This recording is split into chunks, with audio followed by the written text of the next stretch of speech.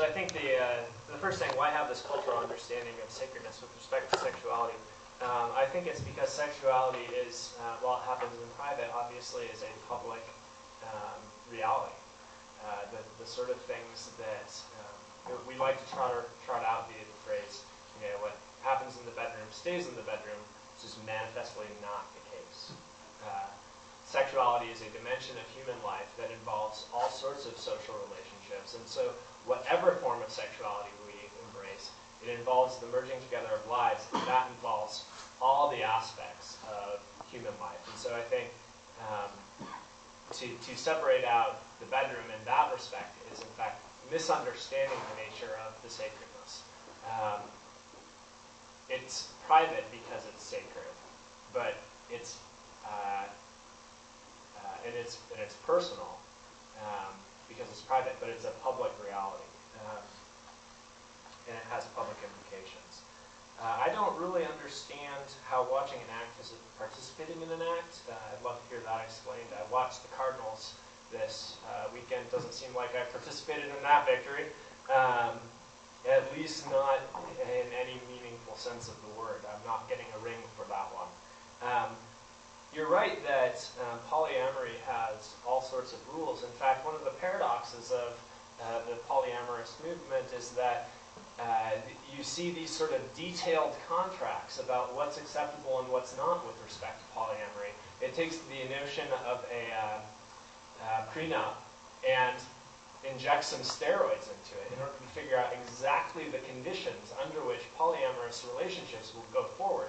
And so it, somewhat weirdly, it takes contractualism with respect to sexuality and amplifies it. One of the advantages of monogamy is that the simplicity of the institution and the simplicity of the vow leaves aside a level of contractualism that I think is necessarily included once you start adding multiple people into the amorous relationship. My vow to my wife was very simple. Till death do us part, for better or for worse. You don't need a prenup if that's what you're going to say, and if that's what you're going to stand by. None of that sanctions the degraded form that monogamy is currently in America, a topic for another time.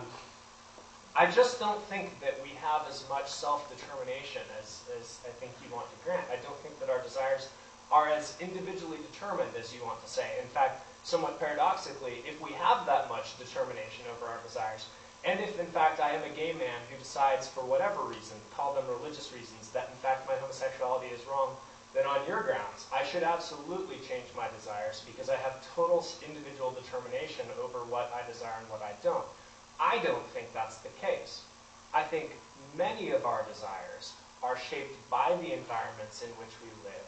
We do not determine our desires, which is why I think social and public institutions are desire-shaping institutions.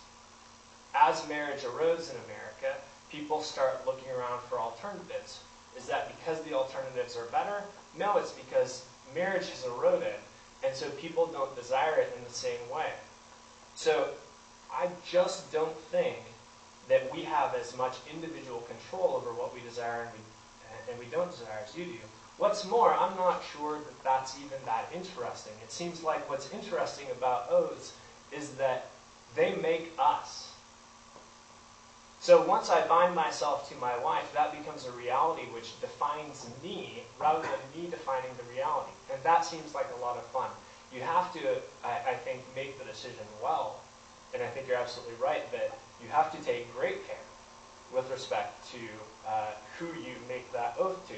But once made, the institution of marriage makes you, not you the institution of marriage.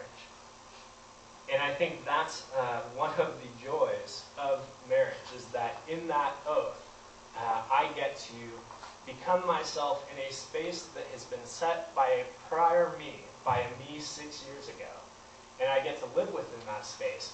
And it turns out that living within that defined boundary of the oath is, one, simultaneously more difficult, but two, it's just more fun and more interesting. Any art depends on the sort of limits, and so I think we've got to hold on to that. So that would be, I think, my hasty remarks.